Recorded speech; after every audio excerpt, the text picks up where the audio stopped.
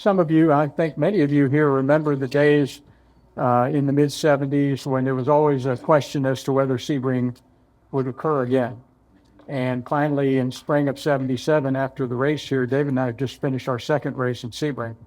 And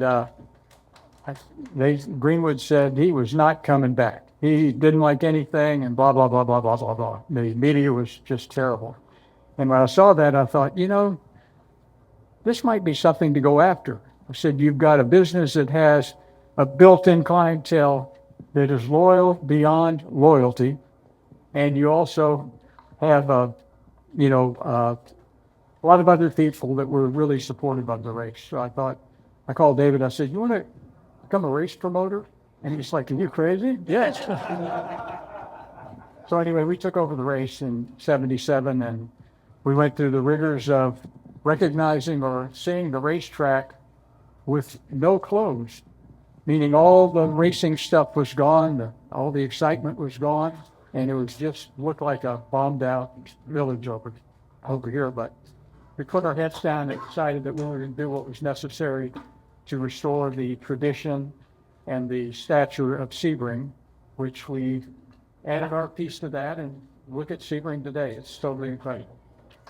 Anyway. The key term here is BC, before computers. Keep in mind that and many of you are used to seeing all the digitalized, whatever the word is, stuff on the screen. You watch TV, you see all the numbers, you see all these, and we didn't have that back then.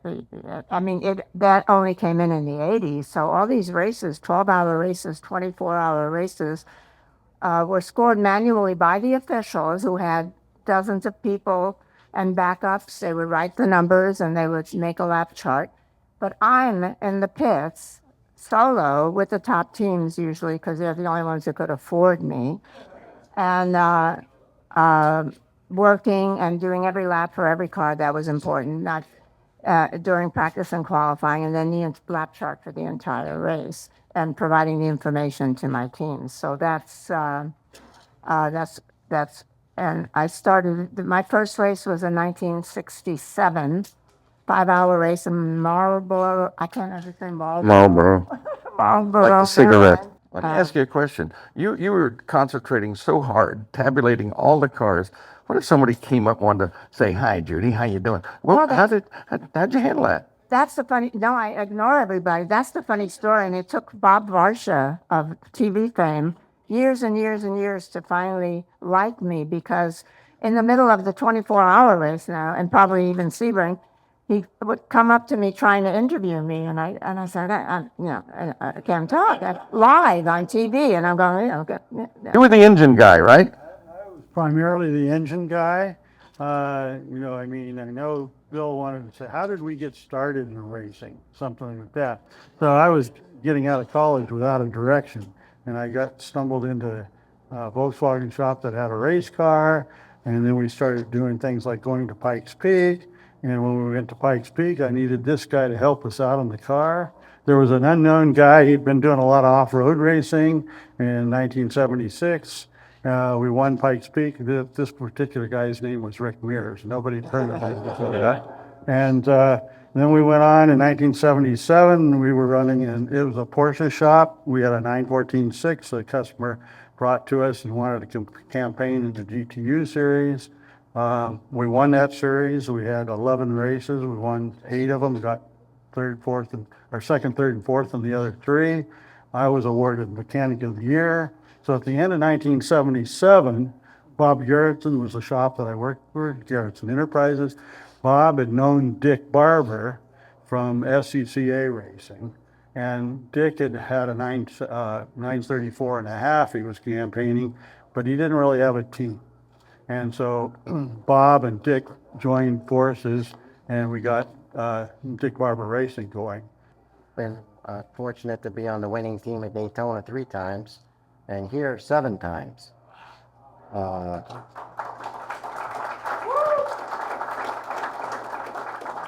Always been in the right place at the right time. This race we're discussing in '78 was my first race as a crew guy. How old were you? 24.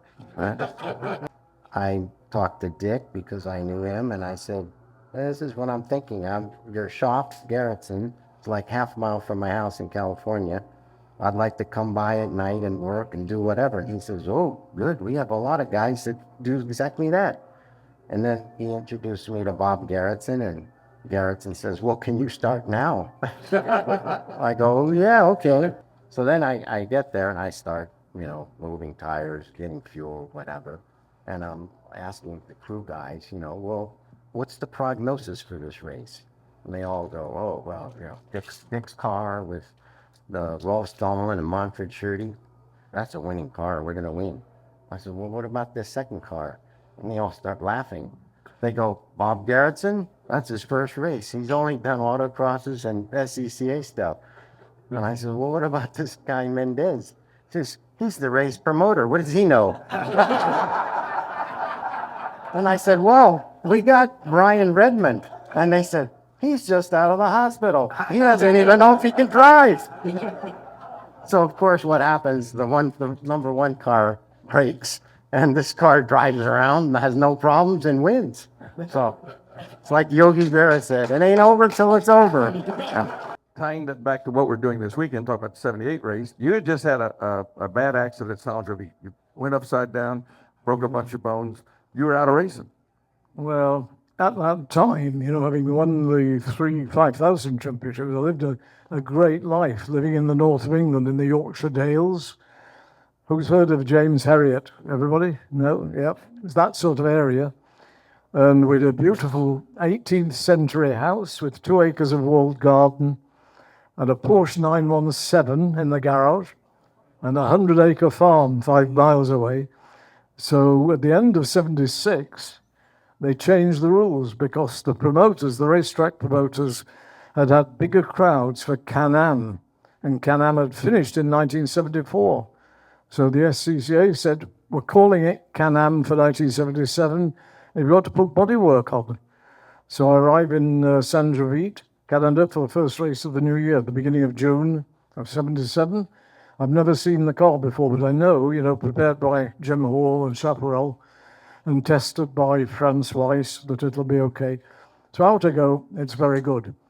At this point, I'm 3 seconds faster than anyone.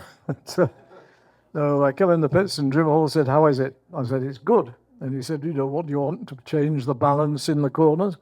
I said, drop the front wing 1/4 of an inch. And on the next lap, at 170 miles an hour, it took off at the top of the hill, went about 30 feet in the air and came down upside down. And I broke my neck, C1, smashed this shoulder, split my breastbone, broke my ribs. The roll bar broke. I went down on the road and wore my helmet away. And I had a very severe concussion. And on the way to the hospital, they had me with a spare tire.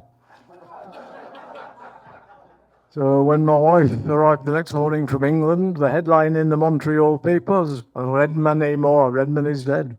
So it was a long recovery.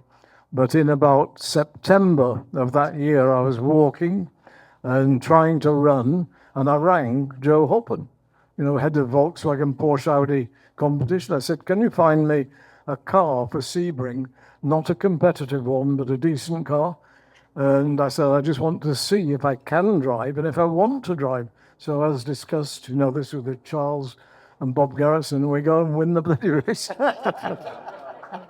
I think this place was pretty dark at night back. Oh, I loved it at night. Did you? This was You couldn't see what could hurt you. This was the part of Sebring that I fell in love with when the first time I came here. And I always enjoyed doing that. I drove almost as well at night as I did in the daytime because I didn't see worth the shit, so it didn't make a difference. But I think we split it up pretty good. I think Dick put Bob in the car for the last half hour because he wanted him to finish the race, for whatever their deal was, okay? I was thinking about this team and what you accomplished in that time. And I think what stands out most, not only your success, but the fact that you and Dave Cowart saved Sebring for what it is today. Yeah. You stepped in, 5 years? And right. You turned it around, and now we have it. Congratulations. But let me tell you how I got the ride to begin with. And I did, it wasn't from a call from the factory asking me to fill in for Bondurant, who was supposed to drive and became ill. But, you know, in promoting Sebring, we always did a press tour a couple of weeks before the race. And I'd called Dick Barbour. I said, Dick, can I have Brian for the press tour? And Dick said, well, can I come? And I said, of course. So the three of us set out. We'd done a few stops, and I think we were down in Miami, and Dick gets a call, and I hear him sounding somewhat disappointed and apologetic. And after he hung the phone up, I said, Dick, what's the matter? He said, well, that was Bob Bondurant. He can't do the race. He's ill. And I said, can I have that ride, Dick? And Dick looks at me and he says,